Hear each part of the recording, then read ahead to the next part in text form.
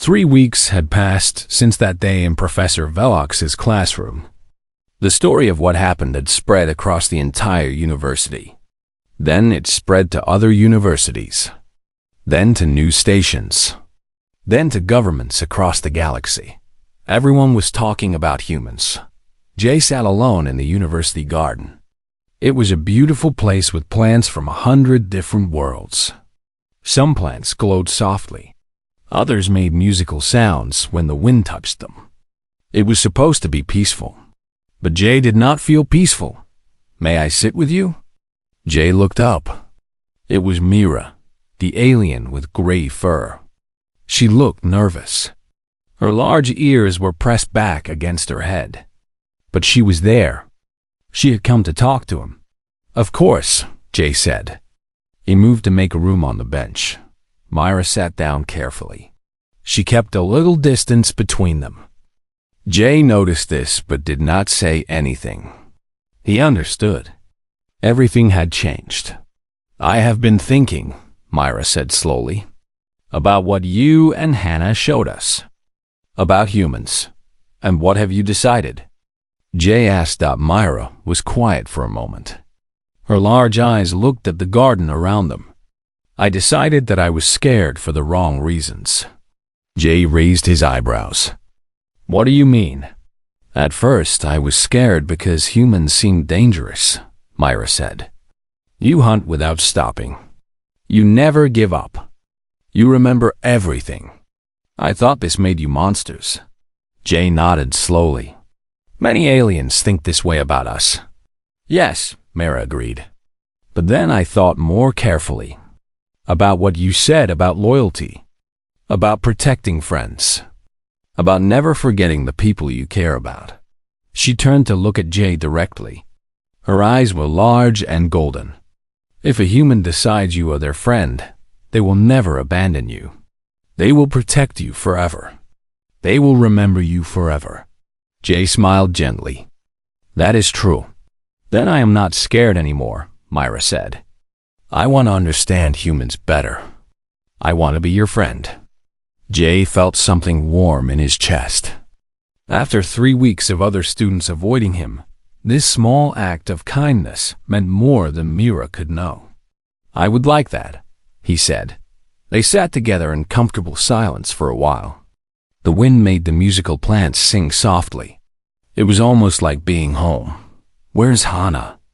Myra asked. "She had to give a presentation to the Science Council," Jay said. "They wanted to see her grandfather's records. They are writing new textbooks about predator species now." Myra made a small laughing sound. "Professor Velox must be very busy." "He has not slept much," Jay agreed. "He calls Hannah every day with new questions." They talked for another hour.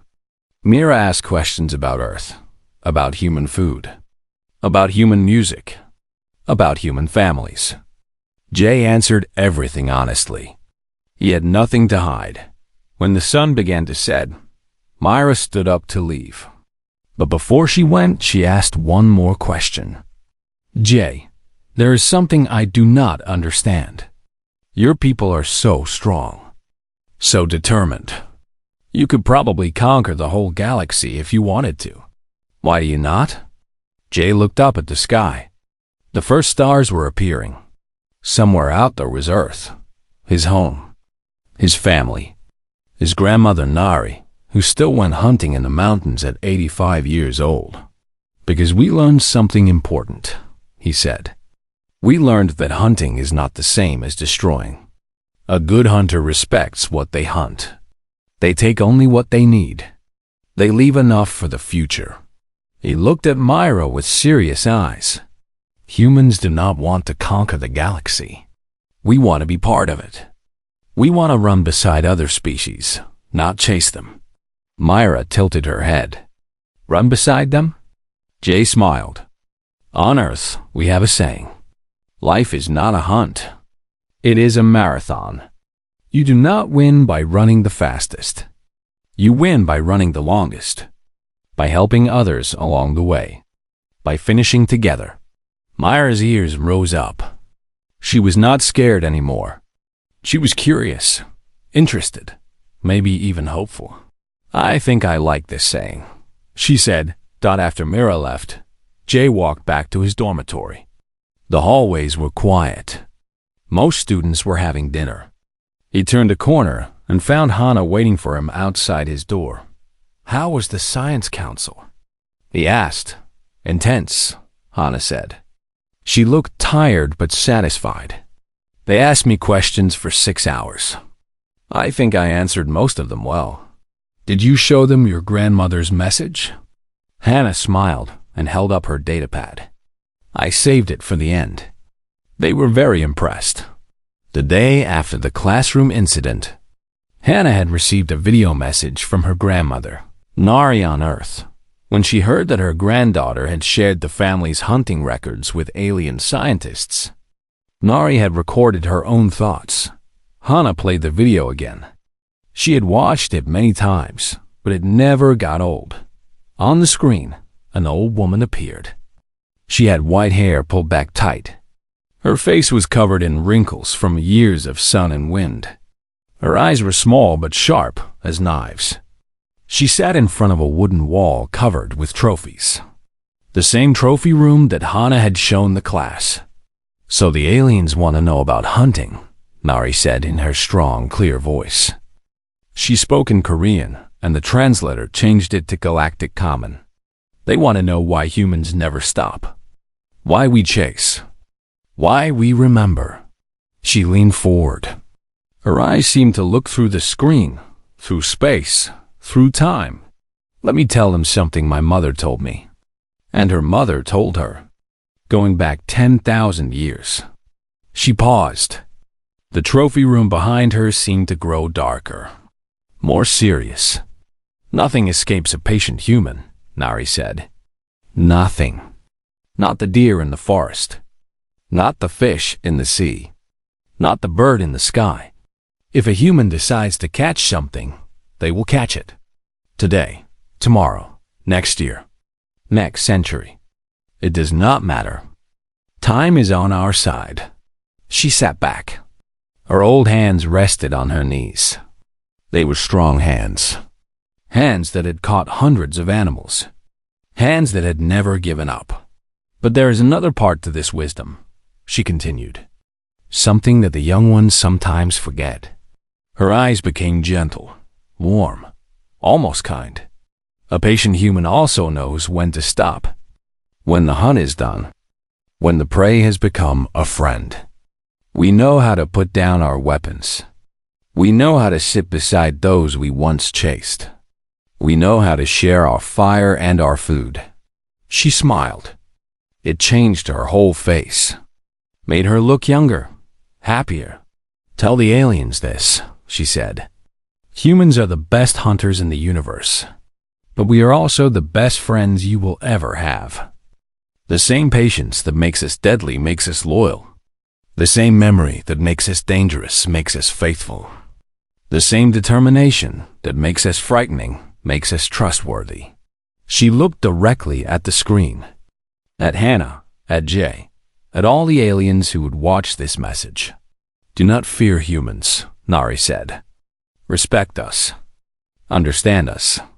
And if you are lucky, befriend us. Because once a human decides to love you, they will never stop. They will follow you to the end of the universe. They will remember you for 10,000 years. And they will never, ever give up on you." She winked. It was a small gesture, a human gesture. But somehow, across all the distance of space, it felt like a promise. "Now go tell your professors that." From an old hunter who knows these things. The video ended. Hana put away her datapad. She and Jay stood in the quiet hallway. Outside, through the window, the stars were shining bright. "Do you think they will understand?" Jay asked. Hana nodded slowly. "Not today. Maybe not tomorrow. But eventually. Humans are patient, remember?" She smiled. It was the same smile as her grandmother. Sharp and warm at the same time. "We can wait." And somewhere, On a small blue planet at the edge of the galaxy, an old woman sat in her trophy room. She looked at the trophies on the walls. Memories of a lifetime of hunting, a lifetime of patience, a lifetime of never giving up. Then she looked out the window. At the night sky full of stars, her granddaughter was out there, running with aliens, learning new things, making new friends. Nari smiled. The hunt had changed. The prey had changed. But humans were still running, still chasing, still going forward, and they would never stop. The class did not end when the bell rang. Nobody moved. Nobody wanted to leave. The alien students sat in their seats like statues, their eyes fixed on Jay and Hannah. Professor Velox had not spoken in several minutes. He just sat in his chair, staring at nothing. Finally, Torek broke the silence. His voice was quiet and careful. "May I ask another question?" Jay nodded. "Ask anything you want." Torek's green scales were very pale now, almost white. "In all the galaxy, we have rules about war. Every species agrees to these rules. One of the most important rules is about fighting seasons." "I know this rule," Jay said. "Wars can only happen during certain months. This gives species time to rest and recover." "Yes," Torek said. "This is how galactic civilization works. This is how we prevent total destruction." He paused. His small eyes were wide with worry. "But if humans do not have rest periods, what happens when humans go to war?" The room became very cold. Everyone felt it. Even though the temperature had not changed, something in the air made everyone shiver. Jay did not answer right away. He looked at Hannah. She looked back at him. They both knew this was a serious question. They had to be careful with their answer. "Humans have had many wars," Jay finally said. "On Earth, we fought each other for thousands of years." "Your own species?" Myra asked. Her voice was high and frightened. "You fight yourselves?" "Yes," Hannah said. "We are not proud of this, but it is the truth." Professor Velox leaned forward. His yellow eyes were focused now, sharp. "Tell us about your wars. How do humans fight?" Jay took a deep breath. "Professor, I'm not sure if this is the right place to discuss this." "It is exactly the right place," the professor said. "I am a teacher. My job is to share knowledge. And right now, the most important knowledge in this room is about humans. Your species has joined the galactic community. We need to understand you. All of you. The good and the bad." Jay nodded slowly. He understood. The aliens were scared. When people are scared, they need information. They need to understand what they are afraid of. "Our wars are long," Jay said. "Very long. One of our biggest wars lasted for 30 years. Another one lasted for 100 years. The alien students made sounds of shock and disbelief. 30 years of war? 100 years? This was impossible. No species could maintain fighting for that long. How? Torek asked. How did your people survive? How did they keep fighting for so long? We took turns, Hannah explained. When one group of soldiers got tired, another group took their place. The war never stopped, but the soldiers changed.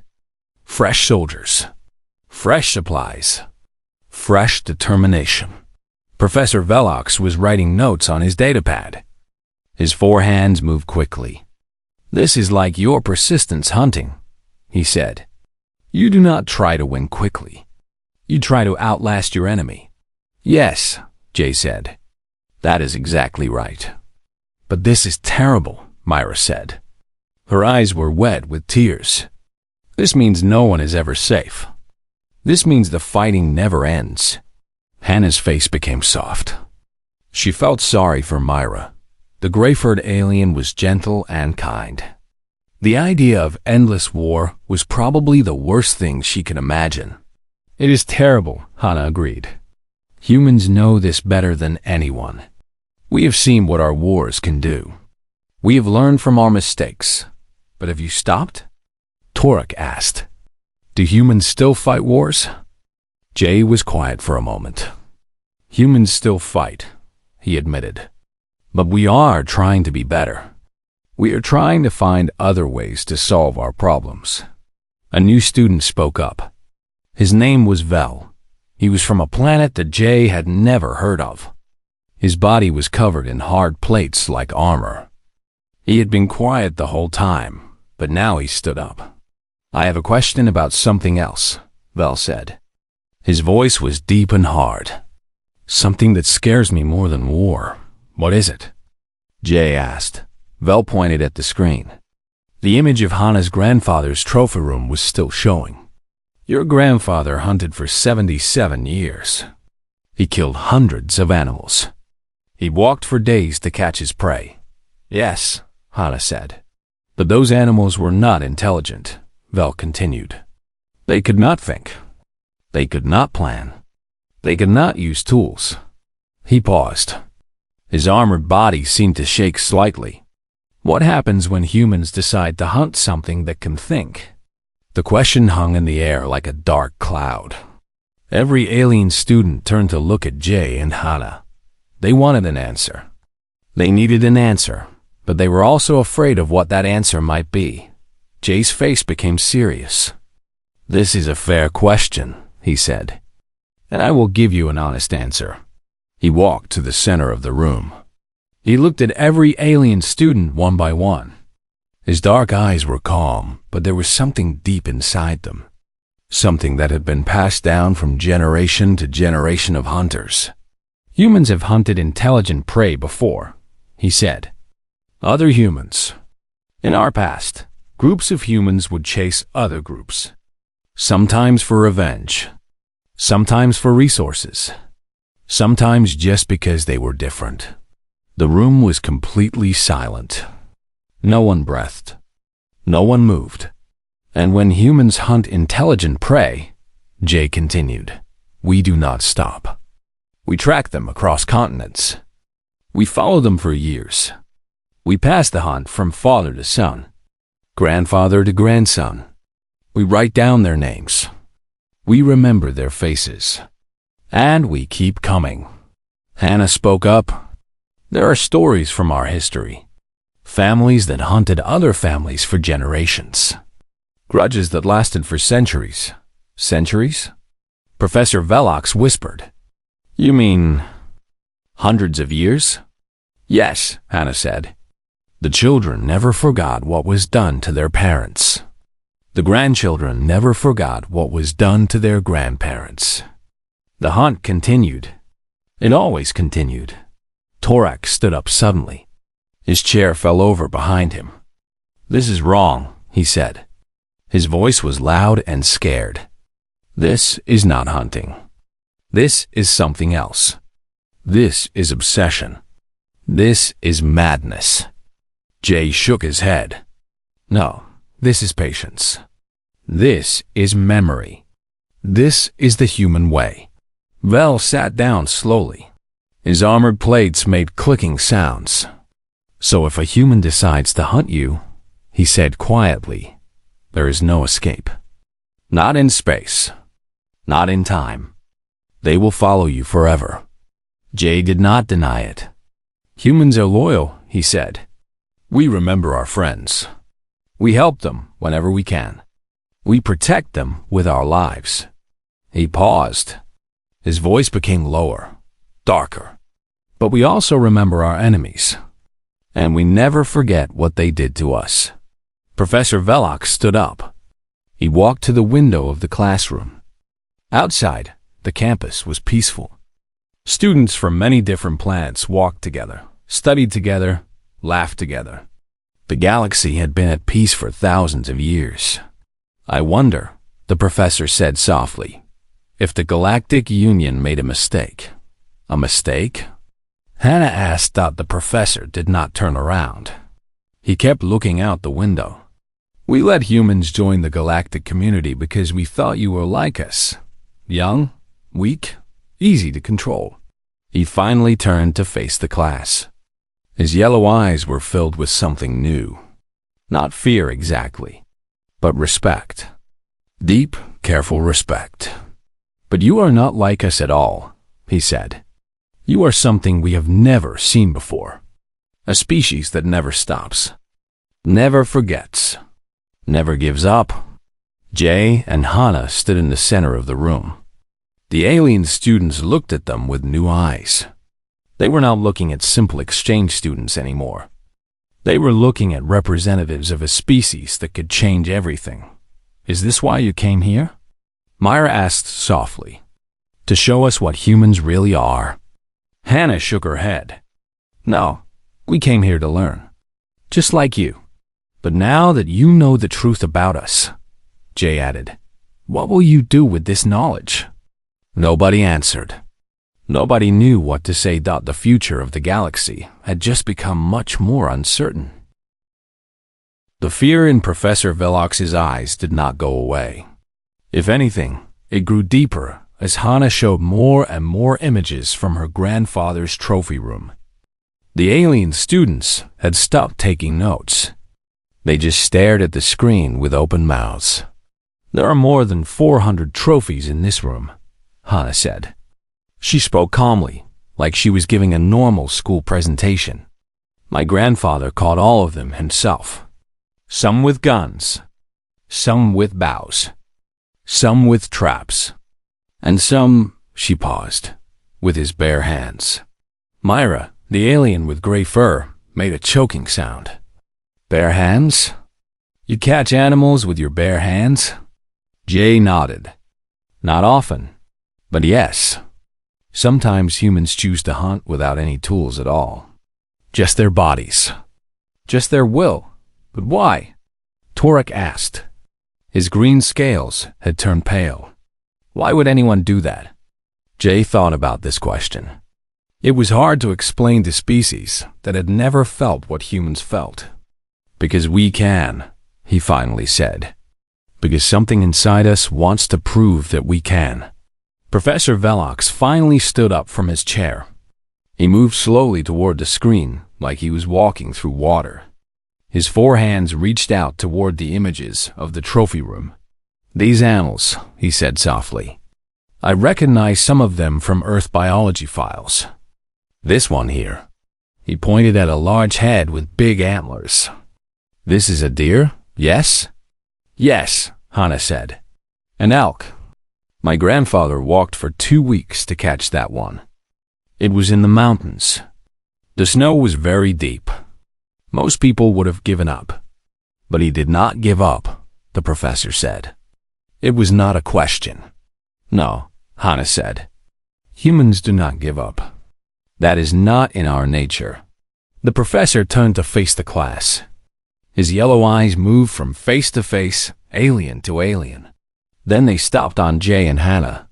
I have taught at this university for 40 years, he said. His voice was quiet, but everyone could hear him. I have studied predator species from 200 different planets. I thought I knew everything about hunting, about the limits of the body, about the rules of nature. He paused. The room was so quiet that Jay could hear his own heartbeat.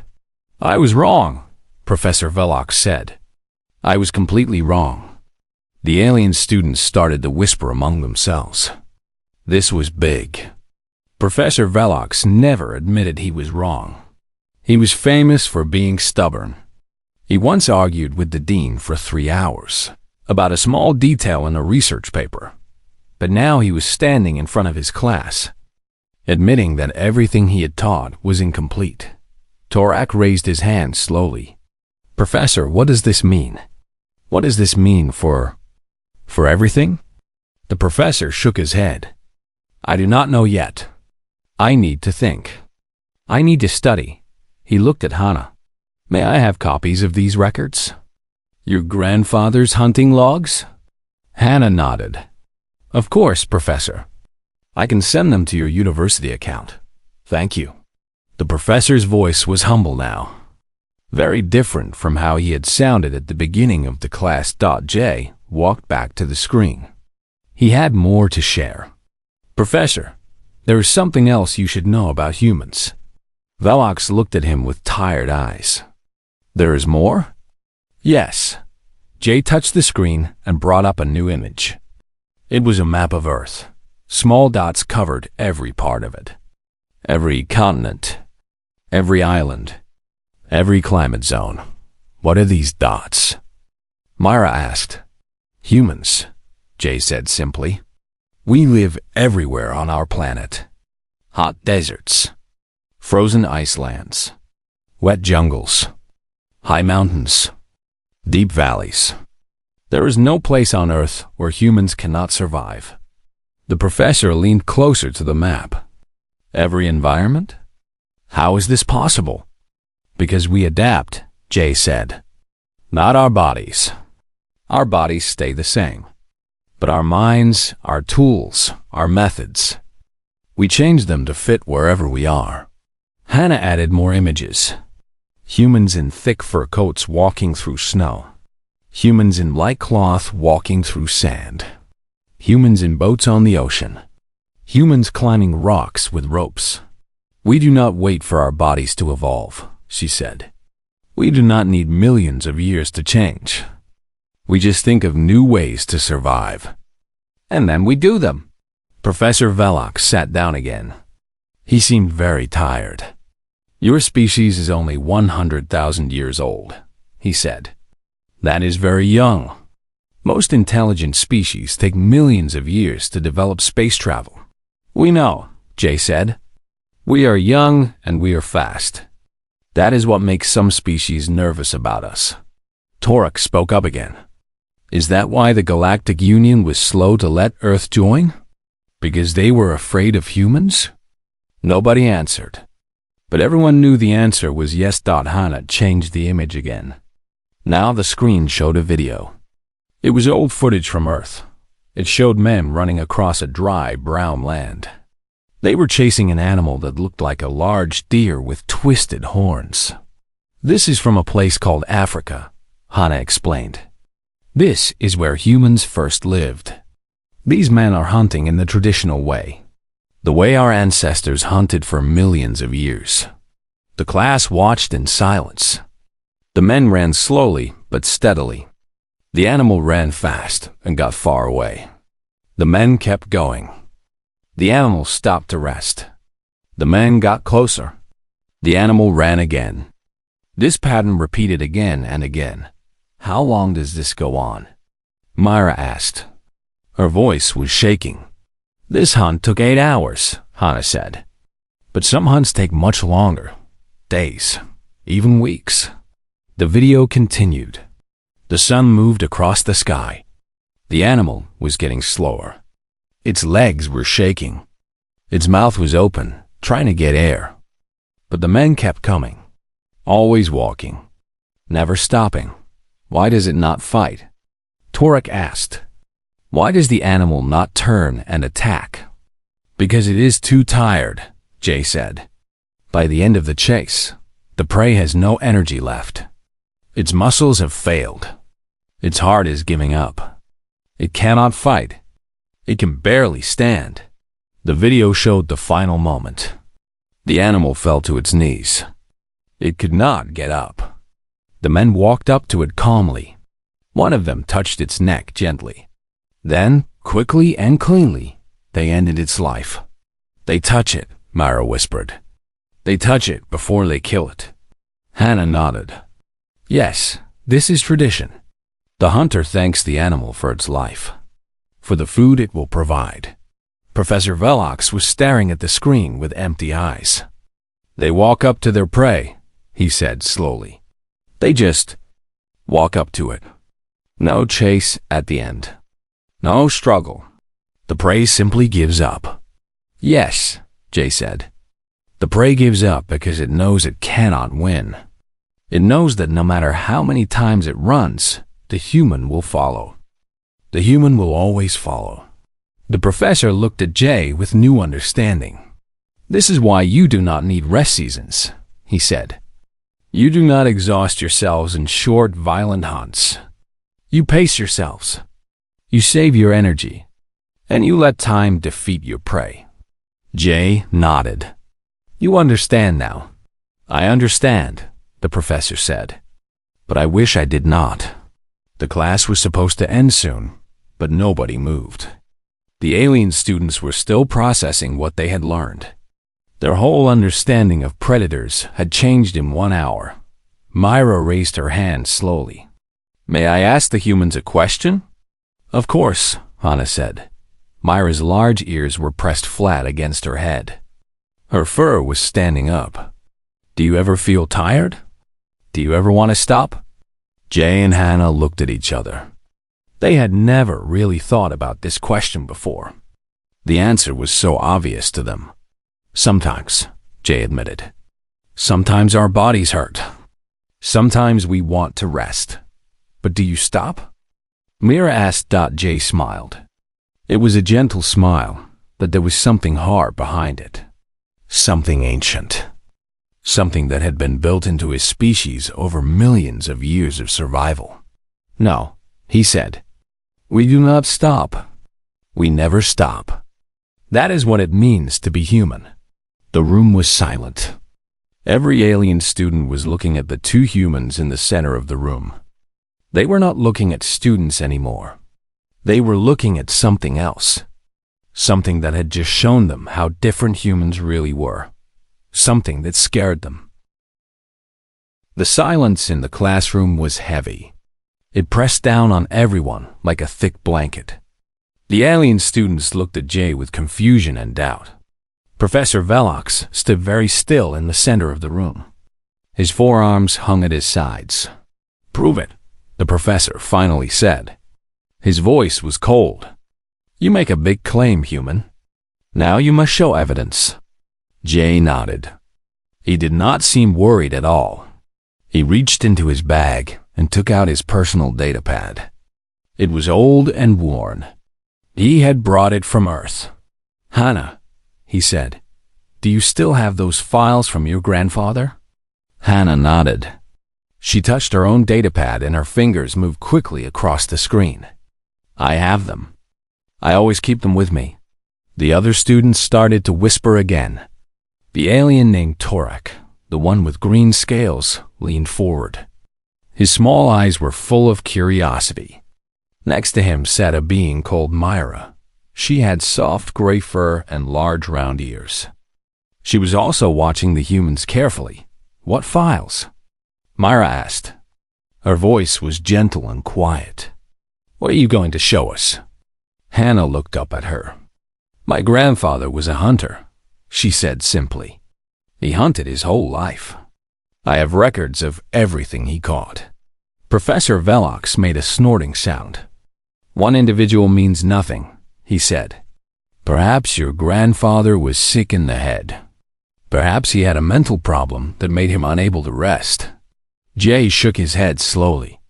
It is not just her grandfather, Professor. It is all humans. Our entire species. The professor's blue skin seemed to become darker. This was a sign of anger in his species. You are wasting class time with stories, he said. If you cannot provide real scientific evidence, please sit down. Hannah stood up. She was not tall, but she stood straight and strong. May I use the main screen, Professor? Professor Velox hesitated. He wanted to say no, but all the other students were watching. They wanted to see what the humans had to show. If he refused, he would look afraid of the truth. Fine, he said. Use the screen, but be quick. Hannah walked down the steps to the center of the room. She connected her datapad to the main display system. The big screen behind the professor flickered and then showed new images. The first image was a photograph of an old man. He had white hair and deep wrinkles on his face. His eyes were small but bright. He was smiling, standing in front of a wooden building. This is my grandfather, Hannah said. His name was Taiho. He lived to be 91 years old. The alien students did not know what 91 years meant for a human. but they could see from the picture that the man was very old. He started hunting when he was 12 years old, Hannah continued. He stopped when he was 89. That is 77 years of hunting. The room went quiet again. Thorax green scales moved slightly. This was a sign of surprise in his species. 77 years? He asked, without stopping.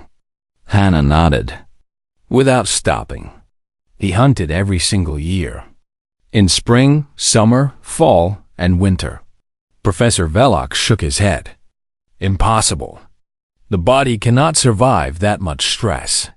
Hannah smiled. It was a polite smile, but there was something sharp behind it. Let me show you more. She touched her datapad and the screen changed. Now it showed a room. It was a large room with wooden walls. On every wall hung trophies. Animal heads, horns, antlers, tusks, skins, claws. There were hundreds of them. This is my grandfather's trophy room, Hannah said. Every animal in this room was caught by him personally. The alien students gasped. Mira covered her mouth with her furry hands. Her large ears pressed flat against her head. So many, she whispered. So many kills. Hannah nodded. My grandfather kept records of every hunt. He wrote down the date, the location, the weather, and how long the chase took. She showed more images. Pages and pages of handwritten notes. Lists of animals. Maps with markings. Photographs of Taiho at different ages, always holding some kind of weapon, always standing next to something he had killed. Look at the dates, Jay said from his seat. He had not moved. Look at when he hunted. Professor Velox looked at the screen more closely. The dates covered every month of every year. January, February, March. The human calendar had different names, but the pattern was clear. There was no break. There was no rest period. This must be fake, the professor said. But his voice was not as confident as before. It is not fake, Hannah said. And my grandfather was not special. He was normal. Many humans hunt like this. Jay stood up now. He walked down to join Hannah in the center.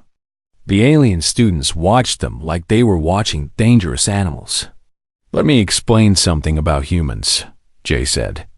His voice was calm and friendly, like he was talking about the weather. We evolved on a planet where we were not the fastest or the strongest. We did not have claws or poison or wings. Professor Velox nodded slowly.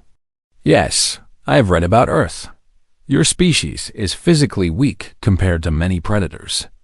Correct, Jay said. But we had one advantage. One thing that no other animal on our planet could match. What was that? Torek asked. His voice was barely a whisper. Jay smiled. We could keep going.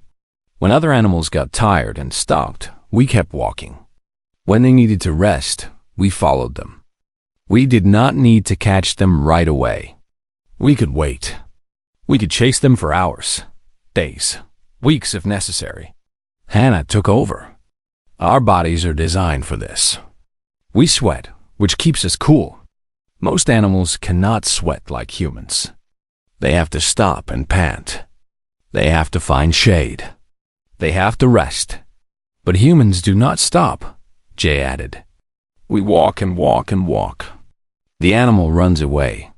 It escapes. It thinks it is safe. Then it sees us coming over the hill. It runs again. It escapes again. It rests. And then it sees us coming again. Myra made a small frightened sound. Her fur was standing up on her arms. You follow them until they give up? Jay nodded. Until they cannot run anymore. Until their legs stop working.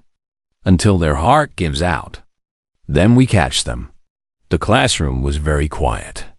Professor Velox had not moved. His yellow eyes were fixed on the humans. For the first time, he was looking at them not as students, but as something else. Something he did not understand. This is called persistence hunting, Hana said. Our ancestors did this for millions of years. It is built into our DNA, our bones, our muscles, our minds. She showed another image on the screen. It was a painting from ancient times. It showed human figures chasing an animal across a great plain. The humans were not running fast. They were walking steadily, their eyes fixed on their prey. And this, Jay said, is why we do not have a hunting season. We do not need rest periods. Our bodies do not need to recover the same way other species do. We can hunt in spring. We can hunt in summer. We can hunt when it is hot. We can hunt when it is cold. It does not matter to us. Professor Velox finally spoke. His voice was quiet. How long can you maintain this? How long can a human hunt without stopping? Jay and Hannah looked at each other. Something passed between them. An understanding that the aliens could not share. Professor, Hannah said softly, my grandmother is still alive. Her name is Nari. She is 85 years old. Last month, she went hunting in the mountains near her home. She walked for 3 days to find a deer. Then she walked 3 days back. The professor sat down heavily in his chair. All 4 of his arms hung limp. His yellow eyes were very wide. This changes everything, he said quietly. Everything we thought we knew about predator species. He looked up at the humans with something new in his eyes. It was fear. The classroom was large and round. It had seats that went up like stairs in a circle. In the middle stood Professor Velox. He was tall and thin with blue skin and 4 arms. His eyes were big and yellow. He moved slowly as he talked, using all 4 hands to point at the big screen behind him. Today we will talk about hunting, Professor Velox said. His voice was soft but clear. Every species in the galaxy hunts in seasons. This is a basic rule of nature. The screen showed pictures of different aliens hunting. Some had claws. Some had wings. Some used tools. But all of them had one thing in common. You see, the professor continued, all predators need rest. The body cannot hunt all the time. It is impossible. The muscles get tired. The mind gets slow. Every species in every star system follows this rule. The students in the classroom were from many different planets. There were beings with scales, beings with fur, beings with shells. They all listened carefully and took notes on their datapads. In the back row sat 2 humans. Their names were Jay and Hana. They were exchange students from Earth. They had been at the Galactic University for only 3 months. Most aliens had never met humans before. Earth was still new to the galactic community. Jay was 22 years old. He had short black hair and dark eyes. He was studying biology because he wanted to understand how different species lived on different planets. He sat with his arms crossed, listening to the professor with a small smile on his face. Hana sat next to him. She was 21 years old with long black hair tied back. She was studying history, but she took this class because it sounded interesting. She held her datapad in her hands, but she was not taking notes. She was looking at the professor with raised eyebrows. The longest hunting season we have recorded belongs to the Volcari, Professor Velox said. The screen showed tall creatures with gray skin and long legs. They hunt for 6 standard months. Then they rest for 18 months. This is the longest active hunting period in the known galaxy. The students made sounds of amazement. 6 months seemed like a very long time to them. Most species hunt for 1 to 3 months, the professor added. Then they must stop. Their bodies demand rest. This is biology. This is science. It cannot be changed. Jay leaned over to Hana. Should we tell him? He whispered. Hannah shook her head slowly. Let him finish first, she whispered back. This is getting good. Professor Velox walked around the center of the room. His four hands moved as he talked. He seemed very proud of his knowledge. Some students ask me why predators cannot hunt forever, he said. The answer is simple. Hunting uses too much energy. The heart beats fast. The lungs work hard. The brain must focus without stopping. No living creature can do this for more than a few months. The body will break down. A student with green scales raised a hand. Professor, what about artificial help? Machines, drugs? Professor Velox nodded. Good question, Torek.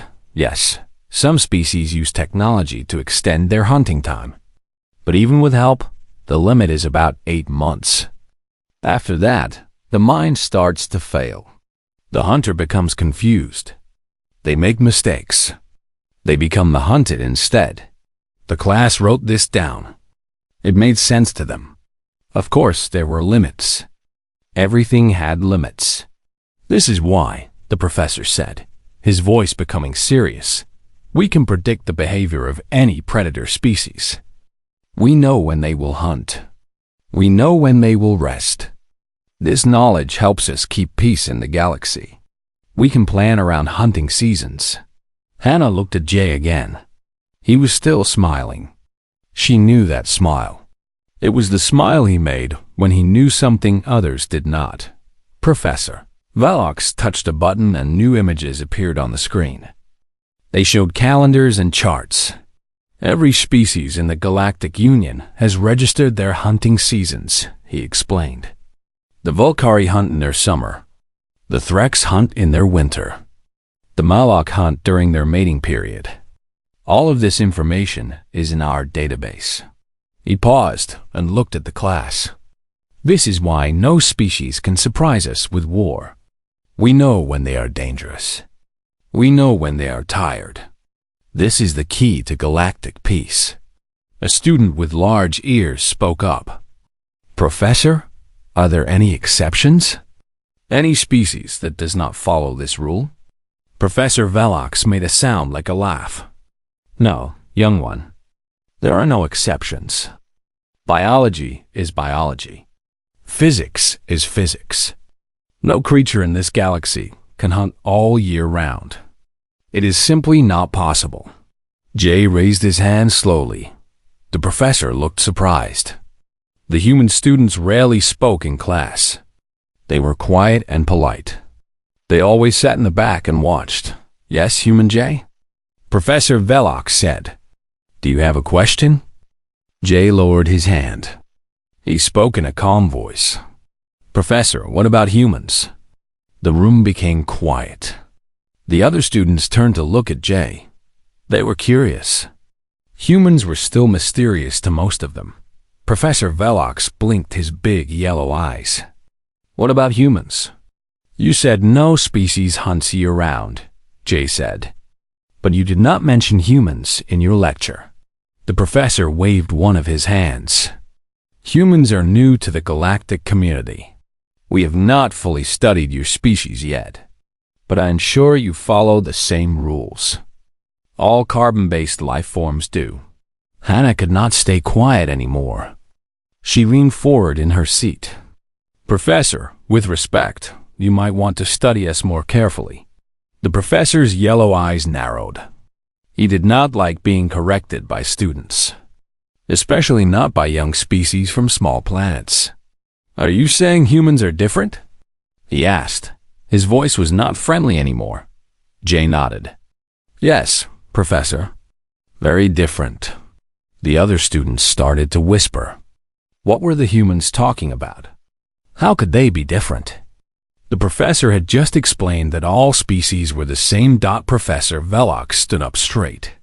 All four of his hands went to his sides. Then please, Human Jay, tell the class. What makes your species so special? Jay looked at Hannah. She gave him a small nod. It was time to share. Humans do not have a hunting season, Jay said simply. We hunt all year. Every day. Every month. We never stop. The classroom was completely silent. Every alien eye was on Jay. No one moved. No one breathed. Professor Velox stared at the human for a long moment. Then he made the laughing sound again. "That is impossible," he said. "You must be joking." "I am not joking," Jay said. His voice was still calm. "And I can prove it." The professor's yellow eyes became very wide. For the first time in his long teaching career, he did not know what to say.